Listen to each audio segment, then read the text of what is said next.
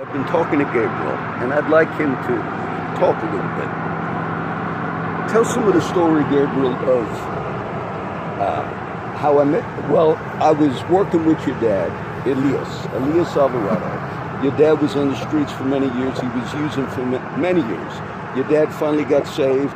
He became a part of the little church that Gabriel came to as a kid. He was a pastor and the leader of the church. And then eventually... He was a minister. He was the one who counseled marriages. Yes. He was the one who showed forward to the sheep exactly the way they should go. He became a pastor for Victory Outreach after he helped us with the music.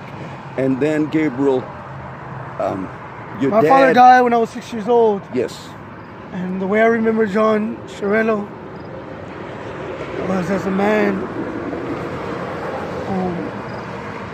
who had the light of God upon his life. Now, Gabriel, you served the Lord, and tell some of the story of the part you want to tell. You got into the Lord and you served Before the Lord. I went to prison? Yes. Before I went to prison, I met this man named Cootie at the Victory Outreach. Okay. This man told me things about my father which made me and inspired me to seek after God. Because I didn't serve God. And I don't serve God now. It's no one's fault but my own. This man told me that my father encountered him. He couldn't even walk because he would shoot up so much. And my father cleaned his wounds, all on his legs and his body, and told him about Jesus Christ. And then ever since that day, he never been the same. And then I went to prison. And for many years, I was in a gang. That was bad. But I always thought about everything the man told me and everything my dad taught us as children. And I changed. But then I gave up on God because I lost everything. How old are you now, Gabriel? 33 years old. 33. Now I'm homeless. You're like many of my friends that you have seen, which Gabriel is not familiar with what we do. And I told him we do ministries every day. And some of it is with the guys from here. And it was, Gabriel walked up to me and said, "Is that your motorcycle?" I said, "Yes," because you guys know I ride it. Then he asked my name. You know, I have not seen Gabriel in maybe, I don't know, 25 years. He was the youngest as far as I remember. Janie, his mom, and Elias. I used to preach, maybe Gabriel don't know this, I used to preach to your dad in the county jail before he got saved. And I'd go up to the jail, I met your dad and his friends. That's why Emmett and everybody. That's why I moved. Because eventually. That's why I moved, because yeah. I don't remember you to be. Gabriel. And I don't judge you, yeah. but Gabriel, I know because I was a minister for 3 years when I got out of prison. Sees Straight arrow on the street, and I was blessed. Vehicles of the year, blessed. He might not have realized we do ministry, which we do.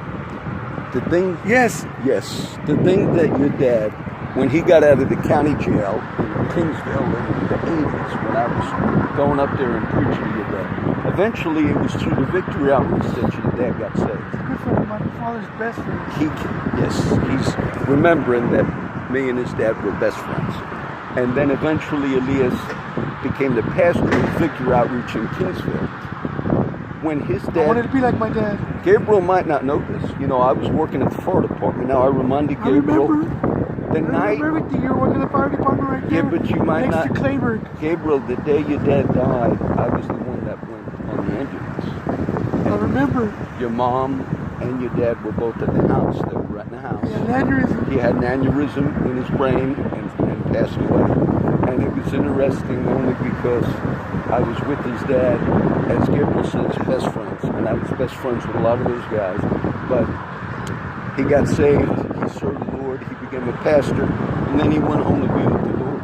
And I got to see the end of Elias' life. But yet he was serving God when he died.